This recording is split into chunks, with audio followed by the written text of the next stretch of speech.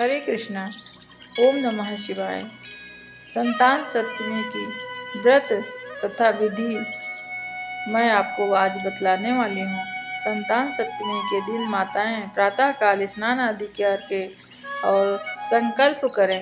भगवान शिव तथा माता पार्वती के सामने पूजा के लिए चौकी सजाएं। फिर शिव पार्वती जी की मूर्ति रखने के पश्चात नारियल के पत्ते के साथ कलश स्थापित करें। इस दिन निराहार अवस्था में शुद्धता के साथ पूजन का प्रसाद तैयार कर लें तथा दोपहर के समय तक इस व्रत की पूजा कर लेनी चाहिए।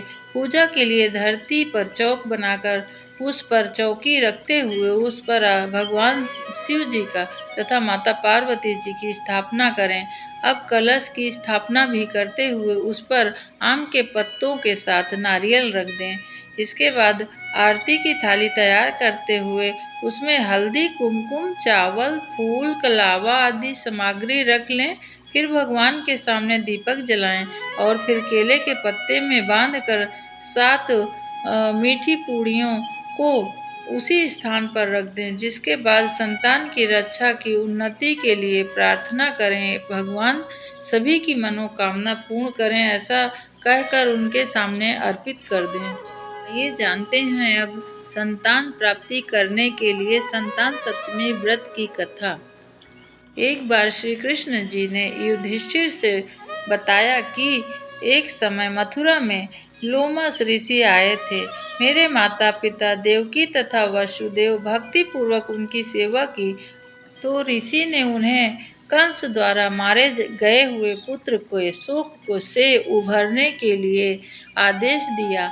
हे देवकी, कंस ने तुम्हारे कई पुत्रों को पैदा होते ही मार डाला है तथा तुम्हें पुत्र शोक दिया है। इस दुख से मुक्त होने के लिए तुम संतान सप्तमी का व्रत करो। राजा नहुस की रानी चंद्रमुखी ने भी यह व्रत किया था, तब उनके भी पुत्र नहीं मरे तथा यह व्रत तुम भी शोक पुत्र से मुक्ति मिलेगी। देवकी ने पूछा, हे देव, मुझे व्रत का पूरा विधि विधान बताने की कृपा करें ताकि मैं विधि पूर्वक व्रत को संपन्न करूं। लोमस ऋषि ने उन्हें विधि बताकर व्रत कथा भी बताई। नाहुस अयोध्यापुरी में प्रतापी राजा था और उनकी पत्नी का नाम चंद्रमुखी था। उनके राज्य में विष्णुदत्त नामक एक ब्राह्मण रहता था। उनकी पत्नी का नाम रूपवती था। रानी चंद्रमुखी तथा रूपवती में बहुत प्रेम था। एक दिन वे दोनों सरयू नदी के किनारे स्नान करने गईं। वहां और भी स्त्रियां स्नान कर रही थीं। पार्वती तथा शिव जी की प्रतिमा बनाकर विधि पूर्वक उनका पूजन किया। तब रानी चंद्रमुखी तथा रूपवती दोनों स्त्रियों ने भी पूजन की विधि तथा नाम पूछा। उन स्त्रियों में से एक ने बताया, हमने पार्वती सहित शिव जी की पूजा की है। भगवान शिव का डोरा बांधकर हमने संकल्प किया है कि जब तक हम जीवित रहेंगे तब तक हम व्रत को करते रहेंगे। मुक्ताभरण व्रत सुख तथा संतान को देने वाला होता है। उस व्रत की बात सुनकर उन दोनों सखियों ने भी जीवन पर्यंत व्रत करने का संकल्प करके शिव जी के नाम से डोरा बांध लिया, किंतु घर पहुंचने पर वे संकल्प को भूल गईं। फलत मृत्यु के पश्चात रानी बानरी तथा ब्राह्मणी मुर्गी की योनि में पैदा हुई।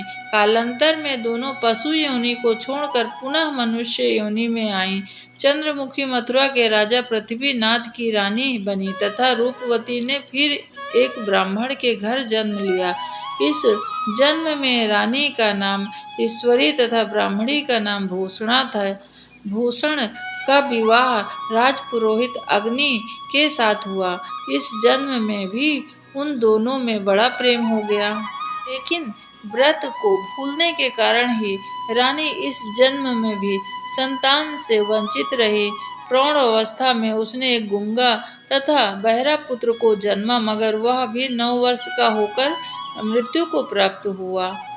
भूषण ने व्रत को याद रखा था, इसलिए उसके गर्भ से सुंदर तथा स्वस्थ 8 पुत्र ने जन्म लिया। रानी ऐश्वरी पुत्र शोक की संवेदना से एक दूसरे से मिलने गईं। उसे देखते ही रानी के मन में डाह पैदा हो गई। उसने भूषण को विदा करके उसके पुत्रों को भोजन के लिए बुलाया और भोजन में विष मिला दिया, परंतु भूषण के व्रत के प्रभाव से उसका बाल भी बाका न हुआ। इससे रानी को और अधिक क्रोध आया। उसने अपने नौकर को आज्ञा दी कि भूषण की पुत्र को पूजा के बहाने यमुना के किनारे ले जाकर गहरे जल में ढकेल दे। लेकिन भगवान शिव और पार्वती की कृपा से इस बार भी भूषण के सभी बच्चे स्वस्थ बच गए। फिर रानी ने जल्लादों को बुलाया, आज्ञा दी, ब्राह्मण के बालक को वध करके स्थल पर जाकर फेंक दो। जल्लादों ने जाकर उनको मारने का प्रयास करने पर भी बालक न मर सके। यह समाचार सुनकर रानी को आश्चर्य हुआ।